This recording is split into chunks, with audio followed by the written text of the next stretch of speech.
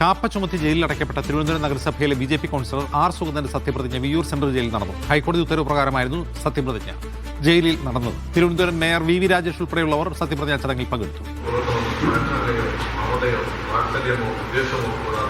ഞാൻ എൻ്റെ ഔദ്യോഗിക കർത്തവ്യം യഥാവിധിയും വിശ്വസ്തയോടും എൻ്റെ പരമാവധി കഴിവും അറിവും വിവേചന ശക്തിയും ഉപയോഗിച്ചുകൊണ്ട് നിർവഹിക്കുമെന്ന് ഈശ്വരനാമത്തെ സത്യപ്രതിജ്ഞ ചെയ്യുന്നു.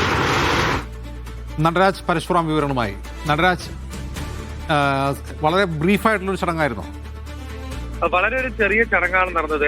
തൃശൂർ വിയ്യൂർ ജയിലിലെ ലൈബ്രറി ഹാളിലാണ് ചടങ്ങ് നടന്നത്. Mayor V. രാജേഷാണ് സത്യവാചകം ചൊല്ലിക്കൊടുത്തത്. ഈശ്വരനാമത്തിലാണ് ആർ. സുഗതൻ സത്യപ്രതിജ്ഞ ചെയ്തത്. നമുക്കറിയാവുന്ന പോലെ അദ്ദേഹം കാപ്പ ചുമത്തപ്പെട്ട ജയിലിലായതോടുകൂടിയാണ് അദ്ദേഹത്തിന് സത്യപ്രതിജ്ഞ വീണ്ടും ചെയ്യാതെ വന്നത്. നേരത്തെ ദൈവങ്ങളുടെ പേരിൽ സത്യപ്രതിജ്ഞ ചെയ്തതോടുകൂടിയാണ് കോടതി സത്യപ്രതിജ്ഞ റദ്ദാക്കിയത്.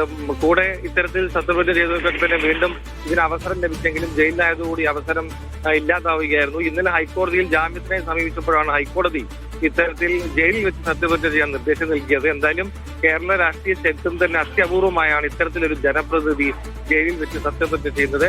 സത്യപ്രതിജ്ഞ വളരെ നിമിഷങ്ങൾക്കകം തന്നെ പൂർത്തിയാക്കി എല്ലാവരും പിരിഞ്ഞു പോവുകയും ചെയ്തു. ശരി.